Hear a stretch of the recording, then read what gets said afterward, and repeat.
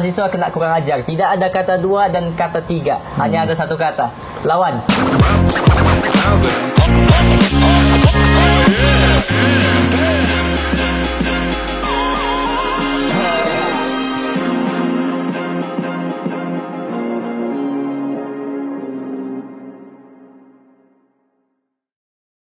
Hai semuanya, Assalamualaikum warahmatullahi wabarakatuh. Salam sejahtera. Saya Mukmin Nantang. Bertemu lagi kita di dalam podcast Borneo Comrade. Kita akan bercerita sesuatu yang menarik bagi kami, karena podcast ini bentuknya, konsepnya adalah suka-suka hati sahaja. Dan hari ini saya bersama Saudara Hamdin. Saudara Hamdin ini baru sampai di Semporna jam 5.30 subuh tadi. Dia daripada kota Kinabalu, dan kita terus eksploitasi dia, mempergunakan dia untuk podcast kita ni. So kita pun tak tahu sudah mau cakap pasal apa. Jadi bila kita nampak dia, ini adalah mangsa kita yang seterusnya lah. Okey. Jadi Hamdin ini adalah Presiden Mahasiswa, Presiden Suara Mahasiswa Universiti Malaysia Sabah, Suara UMS, yang sebenarnya beberapa bulan kebelakangan ni agak panas di Sabah pasal Suara Mahasiswa ni. Inilah presidennya. Dan sekarang Hamdin seorang mahasiswa di Universiti Malaysia Sabah dan sedang membuat latihan industri di Borneo Comrade. Jadi mungkin untuk awal ni Hamdin, kau boleh memperkenalkan dirimu lebih lanjut lah.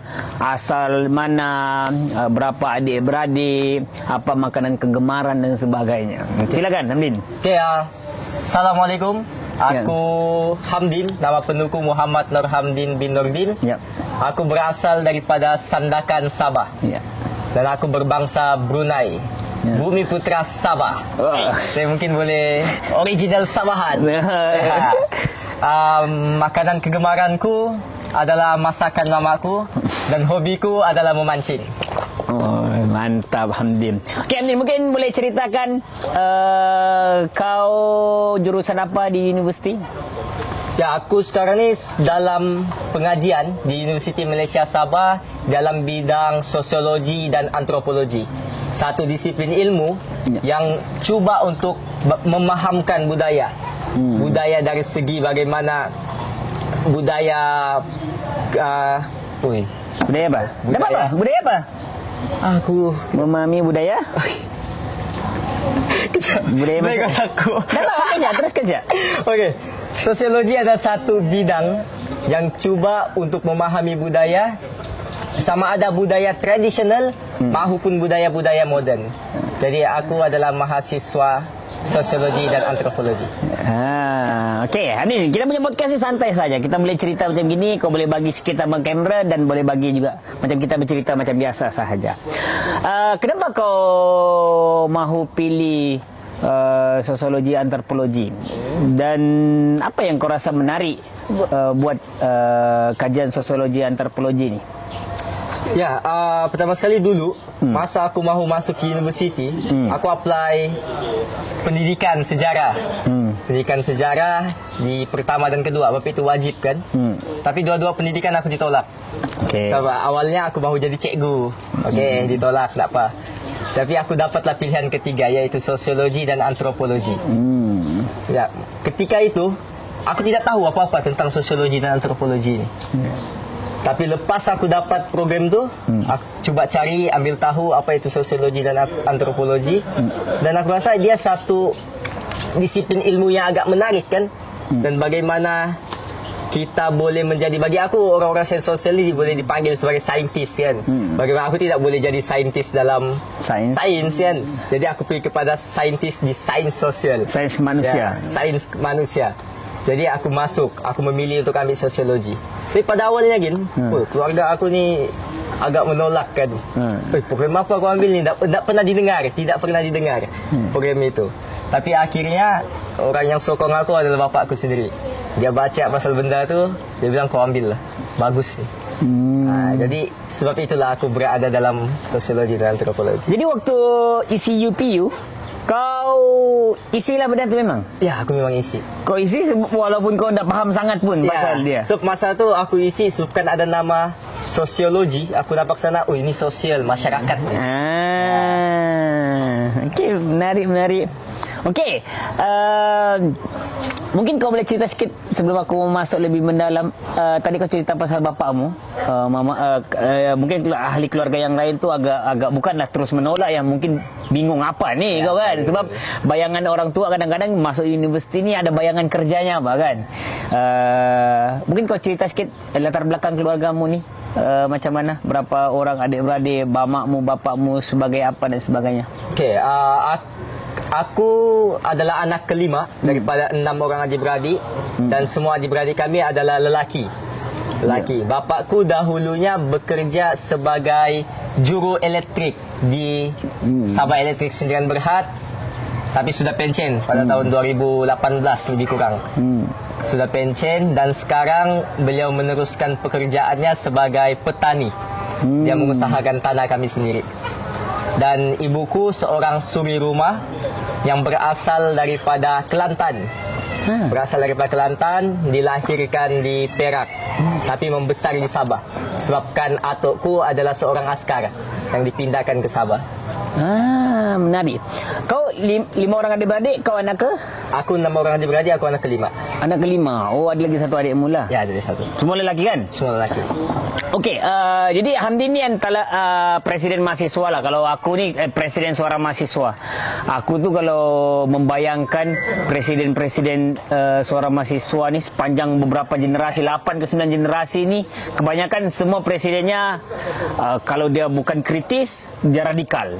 Dan Hamdi ni memang agak kritis dan radikal lah. Jadi aku mau pergi mendalam sikit pasal, kau rasa apa yang membentuk kau punya karakter ni?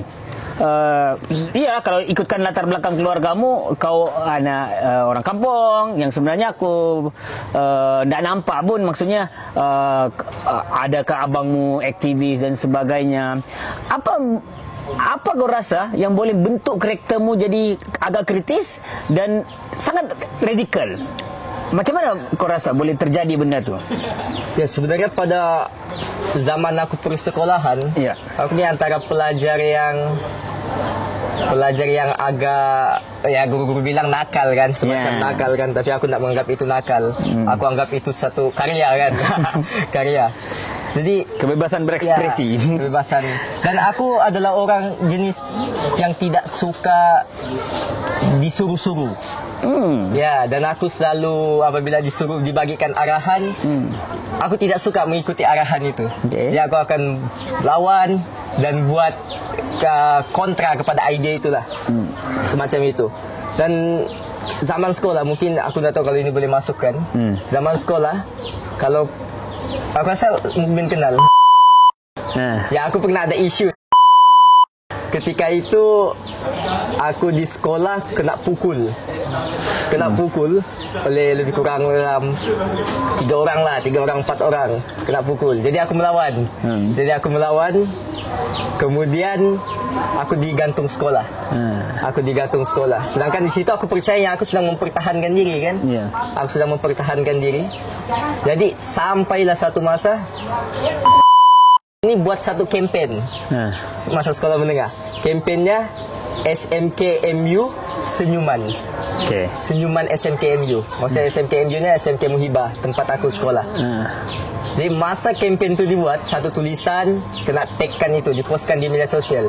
Jadi aku gunakan platform itu untuk meluah. Ya, ketika itu ada isunya. Masa tu aku dulu aku sukan Muay Thai. Ya, masa tu aku sukan Muay Thai. Jadi dia cakap di kelas, aku ni seolah-olah mau tunjuk hebat. Jadi aku gunakan. Itu tingkatan 6 lah ni? Pas aku tingkatan 5. Tingkatan 5, okey. Jadi aku gunakan kempen yang dibuat. Aku tuliskan bagaimana aku mempertahankan diri tapi aku yang disalahkan dan aku tersenyum. Bagaimana aku cuba mempertahankan diri tapi sukanku yang disalahkan dan aku tersenyum. Dan akhirnya sekali pergi komen post tu.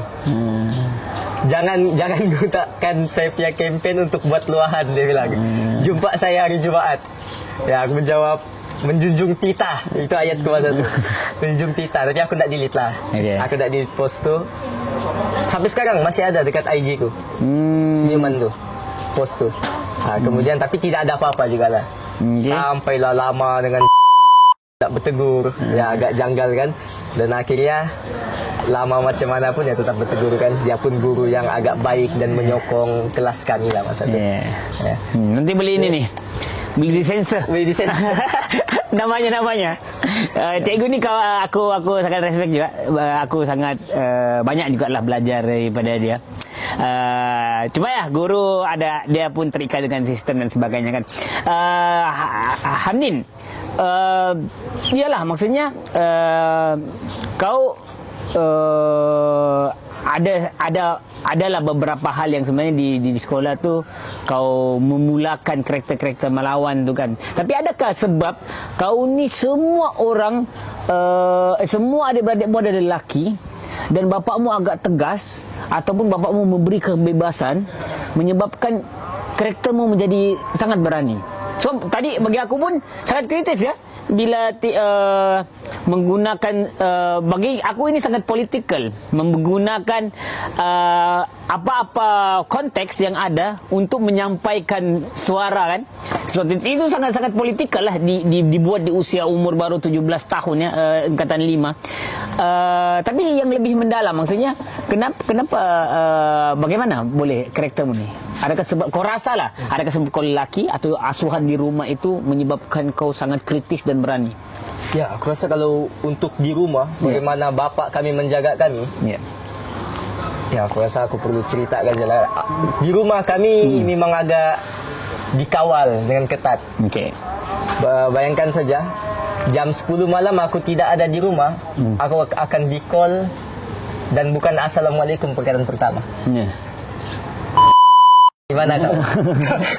Bayangkan ya, tapi aku rasa semacam itu kan yang membentuk kita kan. Dan aku rasa macam karakteristikku terbentuk itu disebabkan sokongan dari keluarga juga lah. Bagaimana ketegasan beliau dalam mendidik kami, menjaga kami. Tapi dalam masa yang sama, beliau juga yang menyokong apa yang kita mahu buat. Bayangkan sejak ketika demonstrasi air, aku tidak ada bagi tahu keluarga aku. Aku tidak ada bagi tahu. Aku mau turun demo, aku mau buat protes, aku tidak ada bagi tahu, aku turun siap protes. Masuk TV, dorang nampak aku di TV. Dorang nampak aku di TV. Masa itu kecoh lah bagaimana keluarga kami kerisauan yang kata nanti aku akan buang universiti dan sebagainya. Dan mamaku sangat risau ketika itu. Tapi apa yang bapakku cakap? Bapakku bilang dia sudah mulakan, biar dia habiskan. Ya. Dan sampailah kalau sebelum aku intern mulakan praktikalku, aku balik ke Sandakan. Sebab aku mahu tengokkan keadaan keluarga aku selepas aku protes air itu. Aku tidak pernah jumpa mereka lagi. Dan bila aku pulang, aku bercerita dengan bapakku. Dan bapakku sendiri kata, kalau kau mati sekali pun, sekurang-kurangnya kau sudah bersuara untuk orang ramai. Jadi aku rasa apa lagi kan alasan yang mengukuhkan aku untuk melawan kan. Kalau sudah keluarga pun sokong apa kita mahu buat, jalan terus kan. Benar ya, bagi aku untuk memancing kita mengetahui tentang karakter ni. Aku suka sebenarnya mengkaji lah karakter-karakter pemimpin-pemimpin ataupun sosok-sosok aktivis yang ada kemampuan, ada keberanian ataupun kesanggupan lah untuk bergerak kan. Sebab di dalam negara kita yang mengamalkan bagi aku ialah dikapitaliskan kan, pendidikan dikapitaliskan, semua apa yang dimasukkan di dalam sekolah, daripada sekolah rendah sampai menengah adalah berbentuk kapitalis. Maksudnya kau buat kerja ni semua untuk kepentingan peribadi dan untuk kau bekerja dapat senangkan dirimu dan sebagainya ya. Jadi bila ada kemampuan untuk bergerak itu, bersosial ataupun mahu berbakti kepada orang lain, itu bagi aku agak otentik lah, agak unik lah.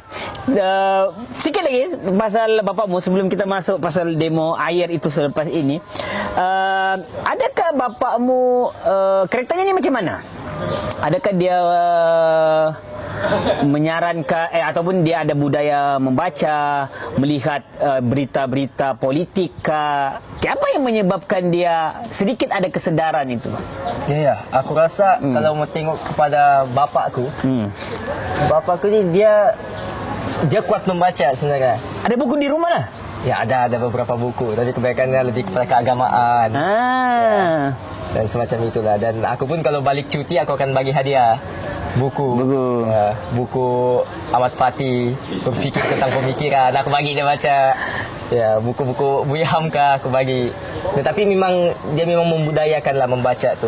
Dan kamu waktu sebagai anaknya memang kamu melihat bapak kamu membaca sebelum kamu masuk universiti? Ya, cuma dia lebih kepada buku-buku agama. Tafsir Quran. Gitu. Yalah, maksudnya tahu. Tapi ada budaya tu lah. Ya. Dan ada adik-beradikmu membaca ke apa? Tidak ada. Okey, tapi teruskan. Tidak ada. Jadi, aku sebenarnya tidak suka membaca kan. Ya, buku yang agak tebal. Tapi bila kau sudah mula membaca tu kan, susah sama berhenti kan. Kau kena habiskan juga buku tu. Dia rasa itulah semacam itu. Tapi untuk dorongan membaca memang tidak ada dari keluarga lah aku rasa. Cuma aku nampak bagaimana bapak membaca buku dan sebagainya.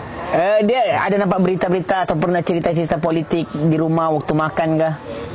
Ya, dia sebenarnya beliauku ni pernah terlibat dalam politik. Parti? Ya, parti. Okey. Ya, parti. Okay. Tapi bergerak aktif sebagai apa macam mana? Ya, cuma ketika dia masuk itu, masa tu pilihan raya. Ya, ketika itu pilihan raya. Yang cerita yang mana boleh dicerita saja. Nah, aku rasa ketika nanti kita sensor lah. Ketika itu pilihan raya, bagaimana dia masuk untuk kempen kepada satu parti ini. Dan akhirnya dia nampak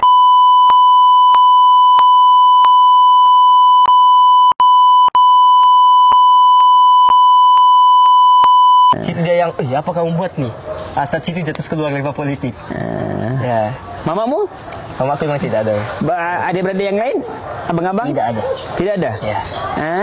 Jadi bapakmu ni perwatakannya apa? Praktik keagamaan kah atau mana? Ya, praktik keagamaan.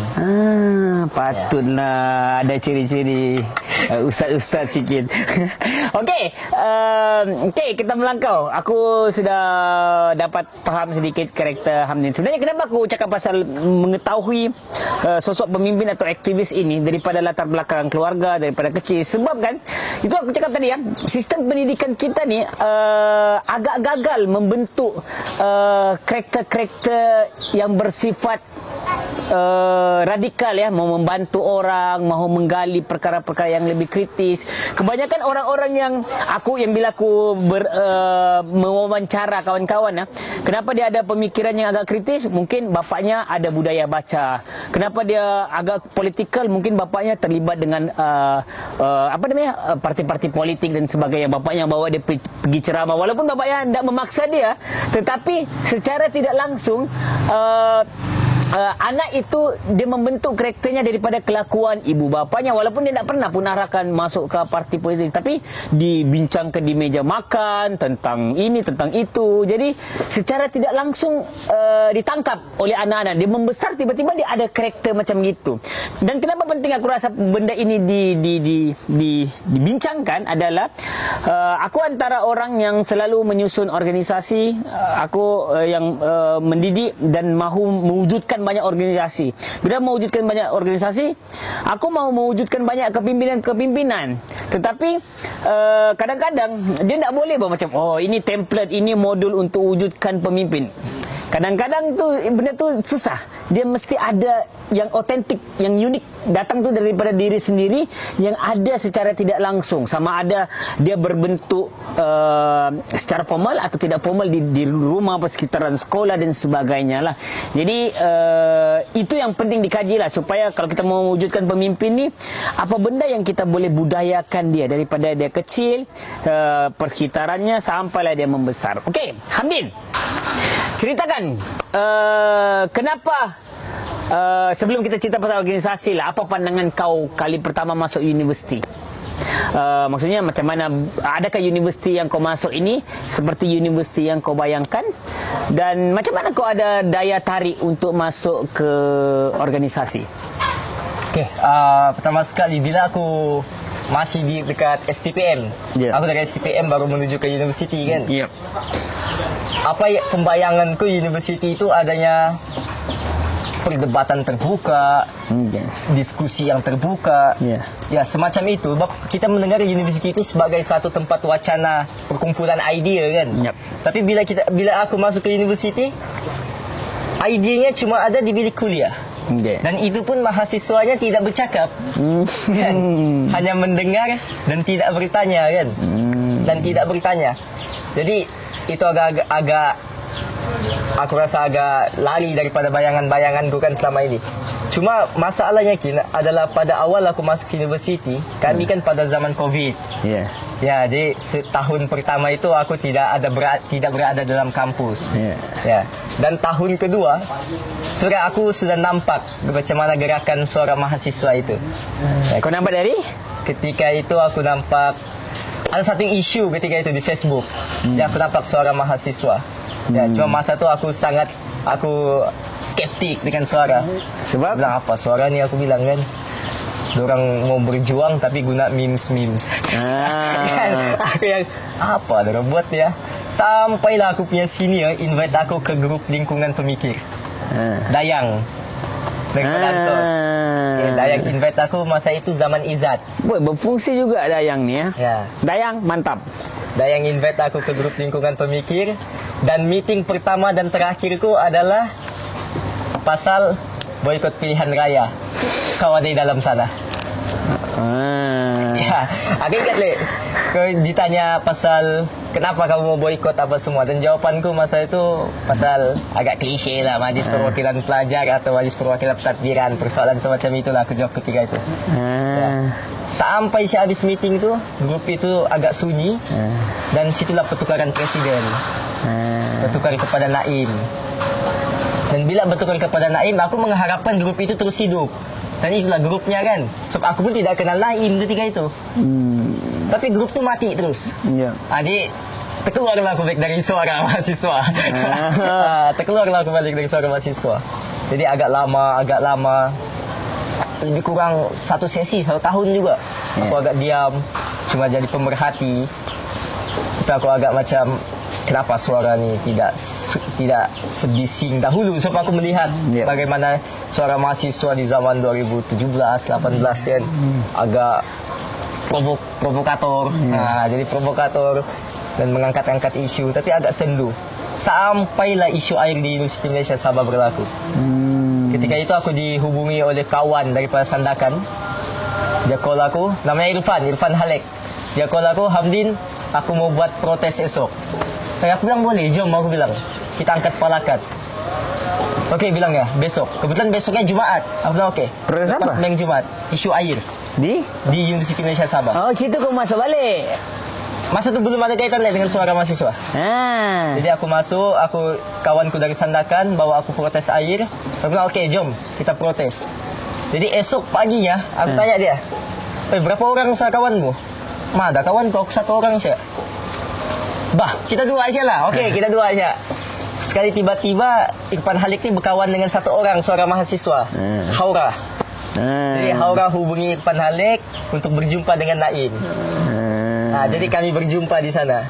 Kami mau bincang dulu dengan Naim, dan ada Faiz ketika itu. Dia berbincang dulu. Pada awalnya kami ni mahu terus protes 2 orang saja kan. Tapi bila dipanggil, okey go. Kita berbincang dulu. Berbincang, di situ keputusannya mereka mau buat memorandum. Itu waktu yang menteri turun tu lah? Belum. Ini sebelum menteri. Oh, sebelum turun lagi. Ya. Oh, lama perjalanan. Ya. Dia mau buat memorandum.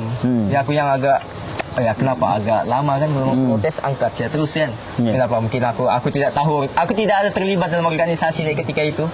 Jadi aku teruskan saja, kita buat memorandum. Minggu depannya Anwar Ibrahim datang. Bagi peruntukan 3 juta. Alah, kan agak mengganggu kan momentum ketika itu. Dia agak senyap dulu, agak sunyi, dan ketika itulah Naim invite aku ke dalam grup suara mahasiswa. Tapi peruntukan 3 juta tu cuma cakap-cakap politik kan. Ya, itu yang kita rasa dia agak mengganggu. Tapi kalau betul boleh diselesaikan, sangat bagus kan. Tapi hakikatnya tidak terjadi begitu. Sebenarnya hari hujan nih, kita mau langgar ke apa nih? Kita apa kata kita cut, kita sambung. Kita pindah. Ya, pindah. Okey, kita pindah. Jom. Okey, kita tukar latar ya. Tadi hujan, jadi sebenarnya kami dua sanggup siap berhujan. Kamera kami tu, kamera mahal. Jadi kami sayanglah, mana tahu ada kawan-kawan yang mau sediakan lagi kamera ataupun mikrofon, bolehlah diwakafkan. Okey, Hamid, tadi kita pergi ke bahagian suara mahasiswa sudah, macam mana kau masuk. Kau rasa kenapa penting mahasiswa masuk di dalam organisasi? Sebab bagi aku kan di Malaysia ni kita tidak ada budaya berpersatuan, berorganisasi yang yang mendalam lah.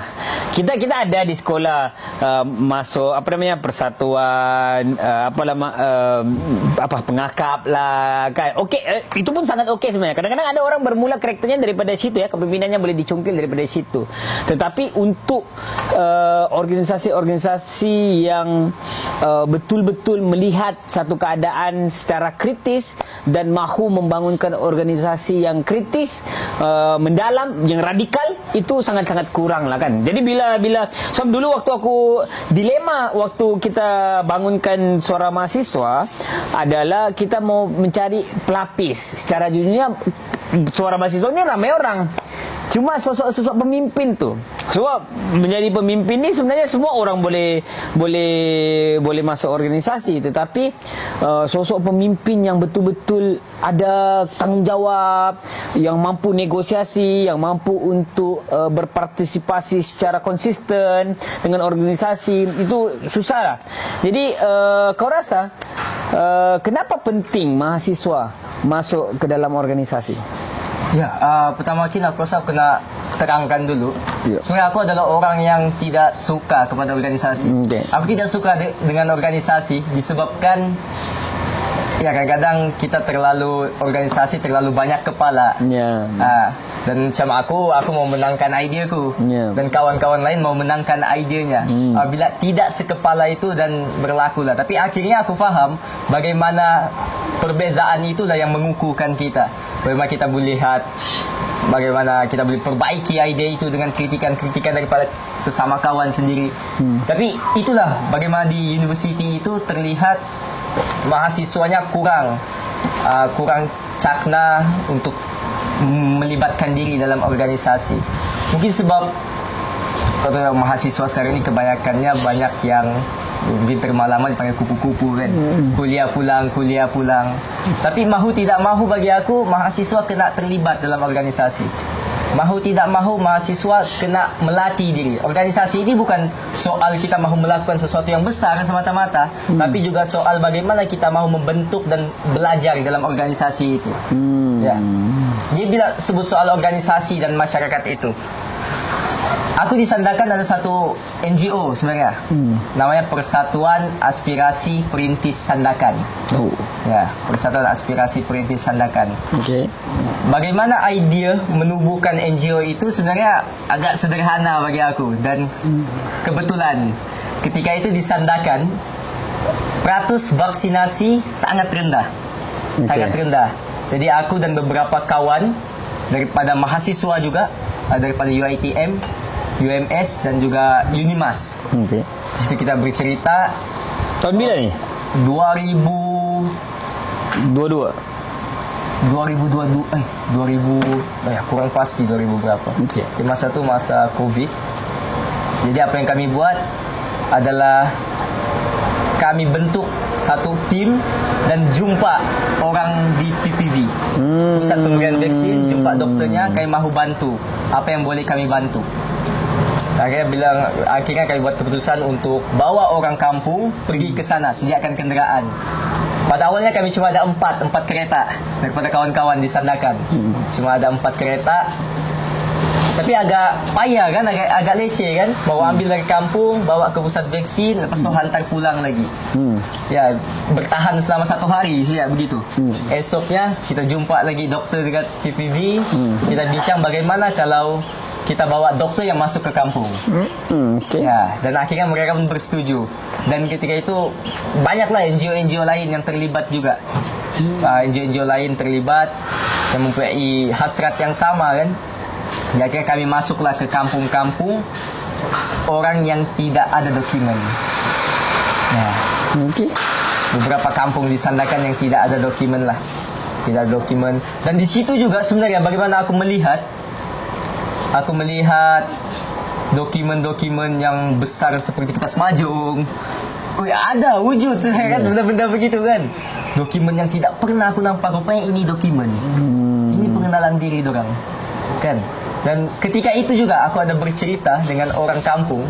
Coba kau rasa agak terlari soalan dari soalan. Aku jumpa dengan orang kampung, aku malah mempersoalkan. Mereka tahu mereka tidak ada dokumen. Mereka tahu mereka akan hidup agak sengsara kan, agak sengsara dan merana. So, tidak diberikan hak, tidak dijaga, pendidikan tidak diberikan, kesihatan pun tidak dipedulikan oleh pemerintah. Jadi kenapa mereka ini ada ramai anak? Kan? Kenapa mereka ini ada ramai anak? Jadi aku bertanya dengan satu orang perempuan. Dia bilang, soalannya ya jawabannya agak gila lah bagi aku. Dia bilang, sanggup lagi aku mengandung daripada aku menampung kos period setiap bulan. Makcik dia cakap. Ya, makcik dia cakap. Ya sebenarnya kalau kita tengok kos jaga anak lagi besar kan. Iyalah. Tapi apa yang menyebabkan dia berfikir begitu? Sebab kan tidak ada pendidikan. Kalau dia ada pendidikan, dia pemikirannya akan jauh berbeza kan. Okey. Bagaimana family planning dan sebagainya kan. Jadi itu sebenarnya yang kami bincangkan sama kawan-kawan di Sandakan. Akhirnya kami bersetuju untuk mewujudkan satu organisasi. Ya, dipanggil Persatuan Aspirasi Perintis Sandakan. Ini menarik ya kalau cerita. Sebab banyak yang cerita-cerita yang mengatakan bahawa ramai masyarakat miskin, sama ada masyarakat miskin bandar ataupun miskin desa yang sanggup beranak banyak kerana mereka tidak mampu menanggung kos beli pad dan sebagainya, mungkin kesakitan dan sebagainya. Jadi Hamdin memasukkan tadi, ini juga adalah hal betapa pendedahan pendidikan ya, perancangan kekeluargaan dan sebagainya. Ini sangat menarik ya, yang bagi aku pentinglah ada orang-orang yang membuat advokasi jelas ya kepada kaum-kaum perempuan. Sebab kaum perempuan ni dia memang menanggung beban yang sangat besar. Kalau dia miskin, double dia sebagai perempuan sahaja pun banyak hal. Sebab hidup di dalam dunia patriarki ini kan 2-3 kali lipat beban terhadap perempuan itu. Miskin lagi, tambah lagi dengan keadaan secara biologi dan sebagainya. Jadi penting, bagus pengamatan dan pertemuan Hamdi dengan kawan-kawan ini. Dan bagi aku ini yang betapa pentingnya kawan-kawan masuk ke dalam organisasi, bukan sahaja mahu berjuang, bilang Hamdi berjuang terus benda besar secara politik dan sebagainya, tapi secara tidak sedar sebenarnya kita mempunyai rasa empati yang tinggi kan. Sekecil mungkin orang rasa kecil ataupun orang rasa kita tak tahu. So masalah kita ni, bila hidup di dalam sistem yang sangat feudal ini, kita sangat percaya bahawa hanya orang politik yang boleh membuat perubahan.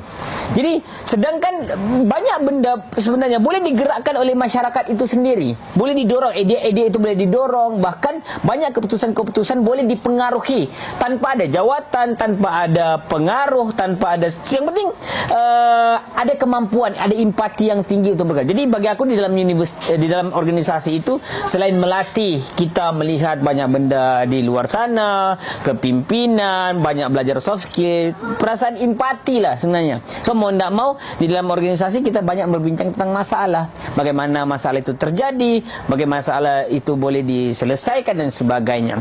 Hamdin, masuk ke bahagian yang bagi aku paling aku mau tahu, bahagian rentetan ya, sampailah demonstrasi air yang sangat bagi aku sangat besar lah. Setelah beberapa generasi ini agak kurang yalah COVID dan sebagainya, dan mahasiswa se-Malaysia ya kurangnya percaya bahawa kepada ide-ide jalanan, protes dan sebagainya. Mungkin boleh ceritakan serba sedikit macam mana kondisi air ni, sebab ada juga orang macam masih tidak percaya, ada juga orang merasakan yang ini Hamdin dengan kawan-kawan seorang mahasiswa ni ditunggang oleh pembangkang ni. Jadi boleh cerita apa macam mana kondisi air tu sebenarnya? Ya, sebenarnya isu air di Universiti Malaysia Sabah itu sudah berlarutan agak panjang dan tidak boleh didiskusikan lagi, patut diselesaikan. Ya, itu bagi aku hal yang asaskan untuk sebagian, untuk bukan sebahagian tapi untuk semua manusia. Air adalah asas untuk semua manusia. Bayangkan saja bagaimana aku pergi malam berjalan-jalan di Kolej Kediaman, mahasiswanya membawa beldi dan juga tuala menuju ke tangki luar tandas untuk mandi. Sedangkan manusia itu perlu mandi dalam tandas dalam keadaan yang tertutup. Tapi kenapa manusia dilayan sedemikian? Mereka mandi di luar dengan agak malam kan. Di universiti pula tu. Di universiti pula tu. Itu yang lagi memalukan lah bagi aku kan.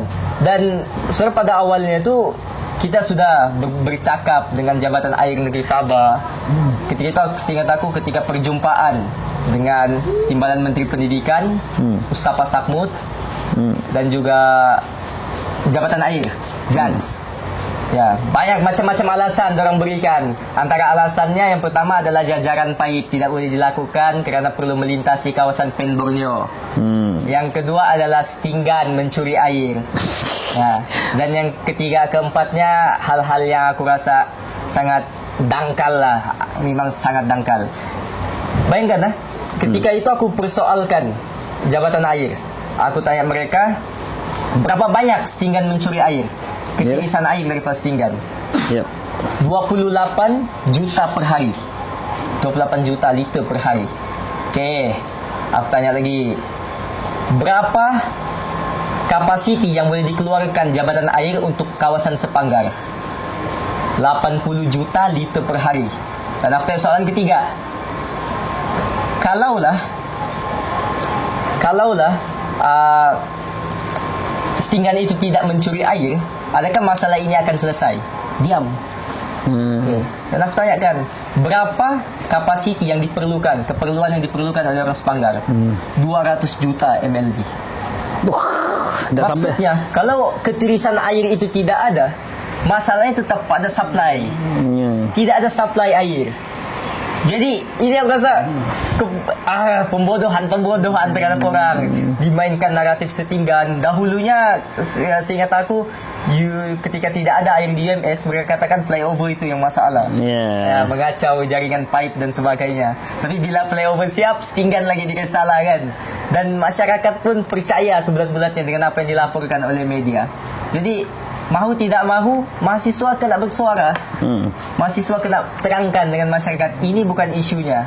Isunya adalah Sabah tidak ada sumber air bersih untuk disuplaikan kepada rakyat.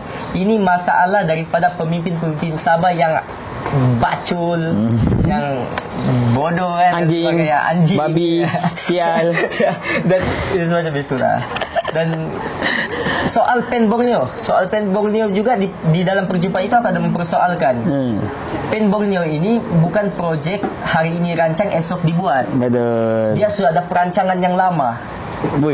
Belas tahun je kan? Ya. Kenapa kerajaan, orang-orang politik ini yang kononnya saya boleh jaga rakyat, pergi bertanding jadi wakil rakyat. Lepas tu poster untuk pilihan raya. Poster untuk pilihan raya. Untuk selesaikan masalah air. Dan kenapa mereka ini tidak ada ketajaman untuk meramal apa yang berlaku di depan. Ya, itu aku rasa antara hal yang perlu dipertimbangkan oleh rakyat bila memilih pemimpin.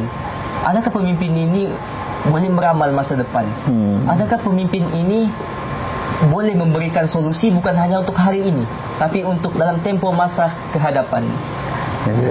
Okey, jadi Hamdin, Macam mana keadaan selepas demonstrasi? Mungkin daripada itu, ketika perjumpaan itu, okey, kita sudah berjumpa, tapi air tetap tidak ada. Dan ironi yang agak lucunya, ketika ada orang-orang besar yang datang, air akan hidup. Air akan hidup. Jadi macam mana ketika itu aku di Tuaran, program dengan migran, kan, pasal soal buruh migran, aku di Tuaran. Dan di Universiti Malaysia Sabah, sengsara mahasiswanya merana soal air di sana. Okay, kawan-kawan suara ni kontaklah di grup, masalah air. Aku bilang tak apa, aku bilang tunggu aku balik ke KK, terus kita jumpa, terus bincang. Bagaimana jumpa tu bincang. Ya, aku rasa di Tuaran itu aku bersama dengan Mukmin. Aku tanya Mukmin, Kin, aku mau buat demo air. Mukmin kata ayat Mukmin begini, kau mau buat demo pun okey, kau tak mau buat demo pun okey. Yang penting bagi tahu aku apa alasannya. Ya, rasa semacam itu kan ayatnya. Semacam itu. Aku bilang tak boleh sudah. Semua dibincang pun, bincang 2-3 hari saya bertahan hidup air. Last kali kena tipu saja. Mati juga balik. Jadi ketika itu balik daripada Tuaran, jumpa dengan kawan-kawan mahasiswa. Tidak silap dalam 11 orang. Ketika itu berbincang, mahu buat demo air, dan terus tetapkan tarikh, dan situlah berjalannya demonstrasi air. Awalnya idenya adalah kita antara yang dibincangkan ketika perbincangan itu, adakah isu air ini kita masih mahu bermain dalam universiti ataupun mau bawa isu rakyat Sabah. Ya, sebab bukan mahasiswa saja yang terkesan dengan masalah air, malah rakyat Sabah juga turut terkesan. Jadi sampai bila mahasiswa ini hanya bermain-main di dalam kampus, hanya menyuarakan hal-hal yang mereka terjejas, tapi di luar sana rakyat yang sengsara tidak dipedulikan. Jadi disitulah sepakat beberapa kawan mahasiswa, untuk kali ini kita akan buat protes negeri Sabah punya. Mantap. Ada itu. Ya. Saya tidak terlibat dengan penganjuran tu. Saya cuma mempersoalkan saja. Adalah sedikit bagi nasihat-nasihat kepada ya adik-adik suara mahasiswa, kepada kawan-kawan suara mahasiswa. Ya, Adin, lepas demonstrasi kau dipanggil polis dan saya pun terlibat. Saya heran dengan polis ni. Saya tidak ya, saya sebagai rakyat biasa saja ya, tidak terlibat dengan mereka ni. Saya pun dipanggil polis. Susahlah. Saya fikir masalah dengan pemerintahan sekarang ya. Pemerintahan yang sekarang ada di pemerintah Anwar Ibrahim, Adam Adli, siapa semuanya kaki berguling-guling di jalan raya kan. Bahkan dorang tu lagi ganas lagi sebenarnya. Tapi masih lagi melakukan perkara-perkara seperti rejim yang lama lah, mengintimidasi. Polis ni banyak kerja lain, pergi ke cari siapa yang selundup minyak, selundup gula ke, pergi buang masa untuk siasat kami. Lepas tu telur lagi, kami masalah telur. Aku rasa aku nak lama, aku ada impian untuk lempar telur ni di parlimen. Okey, Hamdin, apa tu namanya? Dengar-dengar lah waktu kamu cuti semester ni, air hidup sudah. Ya. Baru-baru ini keluar kenyataan daripada Universiti Malaysia Sabah bahawa masalah air di Universiti Malaysia Sabah sudah selesai sepenuhnya. Cuma kenyataan itu dikeluarkan ketika cuti semester dan belum teruji lagi. Ya, sekarang tidak ada pelajar, jadi bolehlah kita katakan air sudah cukup stabil. Tapi kita tengok bulan 10 nanti bagaimana keadaannya. Okey, mantap. Tapi ini satu berita yang sebenarnya ialah mau tidak mau, kalau mahulah dijadikan satu panduan, baguslah. Bermakna beramai orang skeptik ya dengan demonstrasi. Ini apa semuanya kan tak perlu pun berbincanglah. Hamdin sudah bagi tahu beleret-leret. Sebenarnya ada banyak sebenarnya. Anwar Ibrahim pun datang mengumumkan. Tetapi Anwar Ibrahim pun bila setelah berbulan ke setahun dia punya tu ditanya balik, kenapa masih masalah ada air? Barulah dia balik mempersoal balik kepada UMS, kenapa air tu masih ada, perlu ada siasatan dan sebagainya. Faham ke? Dia macam omong-omong kosong orang-orang politik sahaja. Dan bagi aku proses diorang sampai ke jalan tu banyak prosesnya. Bahkan waktu Kementerian Pendidikan Tinggi, Pelajaran Tinggi datang pun sudah pernah bagi memorandum dan sebagainya, tapi masih lagi berlaku. Itulah sebabnya turun ke jalan, itulah sebagai salah satu cara sebenarnya meraih demokrasi, menyampaikan keluhan-keluhan masyarakat di luar. So, aku sangat gembira lah sebab dibawakan masyarakat ya, warga daripada luar untuk berucap, menyatakan apa yang mereka rasa dan sebagainya. Dan iyalah, lepas demonstrasi beramailah orang katakan sebenarnya di media sosial lah, boleh dibangga-banggalah. Oh, tengok akhirnya lepas demonstrasi baru boleh selesaikan air dan sebagainya. Betul, kita pun sebenarnya kalaulah benda itu betul, kita sangat gembira. Tapi hal yang paling penting difikir secara kritis adalah hal itu belum teruji. Betul. Kan bila masuk kawan-kawan mahasiswa baru kita nilai betul-betul benda ini okey ke tidak okey. Kalau okey, kita mantap lah, kan? Benda itu yang selayaknya kita dapat, kan? Tapi kalau tidak, bermakna perlu bergerak lagi lah, mungkin yang lebih kasar lagi ya, kepada kerajaan Sabah untuk selesaikan masalah ini. Okey Amin, kita sampai ke penghujungnya. Sebelum kita akan buat lagi siri-siri, kau 1 bulan di sini kan, bermakna ada 30 kisah lah pasal Hamdin sahaja. Okey, kata-kata terakhir sebagai mahasiswa yang bagi aku sangat kritis, yang radikal, apa pesan-pesan kau untuk kawan-kawan mahasiswa dan anak muda? Kau pun sebenarnya tak lama lagi konvo dan sebagainya. Mungkin boleh bagi pesan-pesan terakhir. Ya, aku melihat mahasiswa itu satu terma yang sangat agung, yang sangat besar. Jadi keagungan itu tidak boleh diletakkan di dalam bilik kuliah semata-mata. Jadi ilmu itu yang diajarkan di universiti itu kena dikembalikan kepada masyarakat. Kalau kita mau cerita alasannya banyak. Sebab subsidi, duit rakyat menampung kita. Dan kenapa kita tidak kembali kepada rakyat. Bagaimana universiti itu adalah permintaan daripada rakyat dan dibuka universiti. Kenapa kita masuk universiti dan meninggikan diri, tidak duduk bersama rakyat. Iaitu terma-terma mandul, menara gading dan sebagainya. Menara gading yang membuat kita jauh daripada rakyat. Sepatutnya kita kena robohkan menara gading itu untuk berdiri sama tinggi dengan rakyat. Dan aku percaya yang menjadikan mahasiswa itu dapat gelaran itu adalah ilmu pengetahuan, bukan pangkat, bukan jawatan, bukan harta. Dan mahasiswa kena memaknai tradisinya, iaitu kurang ajar. Mahasiswa kena kurang ajar. Betul. Mahasiswa kena kurang ajar. Tidak ada kata 2 dan kata 3. Hanya ada satu kata, lawan. Dia aku rasa itu untuk mahasiswa. Mahasiswa harus memaknai gerakan-gerakan miskin yang hanya bermodelkan ilmu yang diajarkan di universiti. Ya, itu daripada aku. Mantap. Terima kasih Hamdin. Jadi terima kasih banyak Hamdin. Banyaklah cerita-cerita daripada Hamdin. Dan sebenarnya bila cerita dengan kawan-kawan yang berada di universiti, masih anak-anak muda yang umur awal 20-an ni, sebenarnya kita pun merasa masih mudah dan bertenaga. Beza tak jauh pun kan, 8 tahun 7 tahun gitulah. Tapi sebenarnya bila cerita dengan orang ni, saya pun kembali lah. Sebab bila kita bergerak lepas universiti, graduan, lepas tu kita mula buat banyak benda di dalam lapangan. Jadi input-input daripada kawan-kawan mahasiswa ni aku sangat penting. Aku sangat selalulah mau jumpa dengan orang, walaupun orang sangat sombong lah kadang-kadang. Mau berjumpa, berdiskusi supaya kita boleh, sebab orang ni kritis ya, berani, jujur lah bagi aku. Kadang-kadang mungkin yang sudah bekerja ni, kadang-kadang banyak benda yang dia mau kawal, banyak benda yang dia kalau mau buat keputusan pun kadang-kadang berfikir banyak kali. Kalau orang ni terus jalan terus kan.